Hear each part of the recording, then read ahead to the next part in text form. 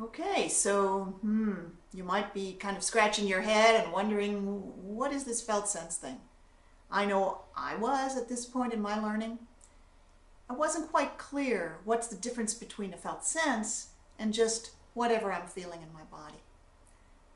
And I often didn't feel anything in my body, even though I was full of emotions and reactions. But what happened was, when I went ahead and trusted the process, I often got amazing results.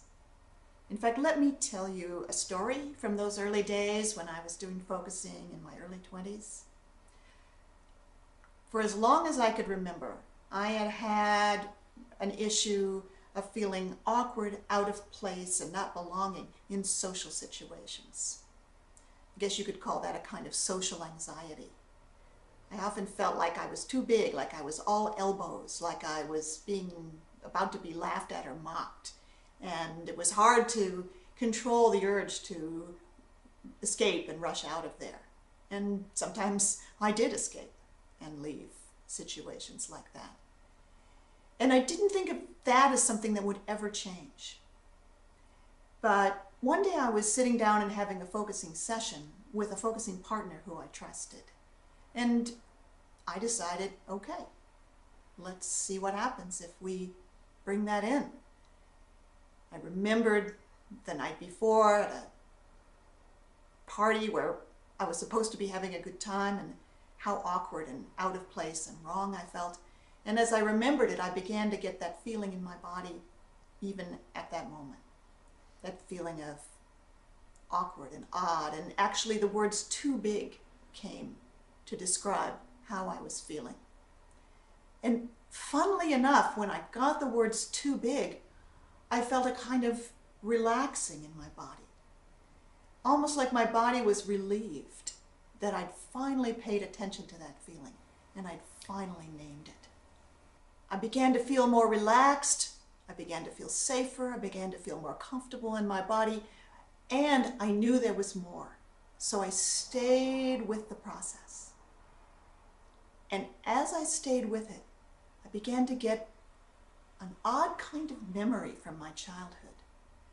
A scene with my mother holding my baby brother and me standing at the outskirts of the room, right out at the edge.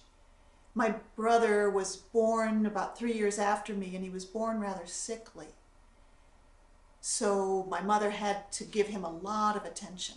It must have been a shock for me, having been the oldest child, to have a child then born who was taking all my mother's attention. But in the memory at that time, I felt myself kind of yearning to be part of that beautiful scene of love and affection between my mother and my brother, but instead feeling myself pushed out to the edge, left out in the cold.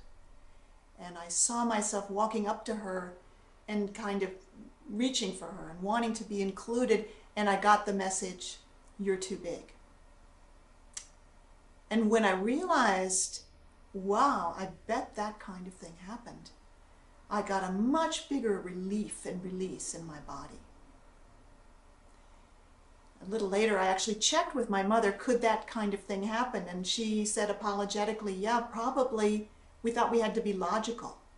And so I would have told you were too big to be picked up, rather than telling you how I really felt, which is that I wished I could pick you up. Well, it was a very healing experience, and in the months that followed, that experience of social anxiety completely faded and was gone, making my life much more comfortable and giving me many more possibilities for connection with other people. So even if you don't completely understand the concept of a felt sense, as I did not at that time, if you trust the process, if you follow and simply stay with and describe and listen to those felt senses, which we're going to show you more about in the weeks to come, the benefits are going to be very great. Now, let's remind ourselves about the felt sense. It's an odd concept. It's not exactly a thought. It's not exactly emotion. And it's something that feels new maybe even weird, but it's also not completely new either.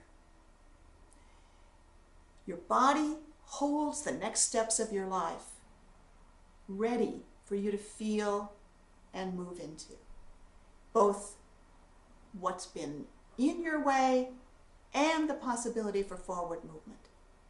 I mean, you probably know felt senses already, right? If you maybe remember a time when you walked into a room and kind of had an odd, like something's wrong here, something's not quite right, and even if you could not have explained, your body was already telling you to kind of stiffen up or be alert or pay attention.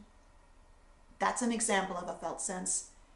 Or that feeling that maybe you're writing a paper, you're writing a report, you're writing a poem, you're painting a picture, and the feeling that it's not done yet. Needs something more. That's a felt sense. And what about when you've had a conversation with someone and it just keeps playing over and over again in your head? There's something about it that you can't let go of. You keep wanting to replay it. Maybe it'll turn out another way. Well, that's actually a felt sense too. You can ignore felt senses. In fact, many of us do. But they're persistent. They keep coming back. And when you do focusing, you're making the opposite choice. Not to ignore felt senses, but to turn toward them. Because every felt sense, no matter how uncomfortable, actually has a positive message for you about your life. And we'll find out more about that. So here's how I'd like you to practice this week. First of all, remember self in presence. Be aware of what you're feeling whenever you remember to, and use our self in presence methods to remember that you are bigger than your emotional states. Second, if you have decisions you need to make, let yourself get a felt sense of each side. Trust the process. As you get a felt sense of each side of the decision, something new will happen that will carry you forward. Remember, slow down, pause, wait, allow. This is very different from doing and making something happen. But it's also not just passive.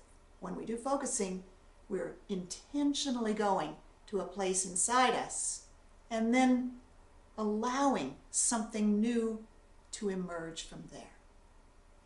Next week, we're going to be working with a process for treating yourself with compassion and respect. Treating yourself as kindly as you would be treated by your own best friend. I look forward to that. Have a great week. See you then.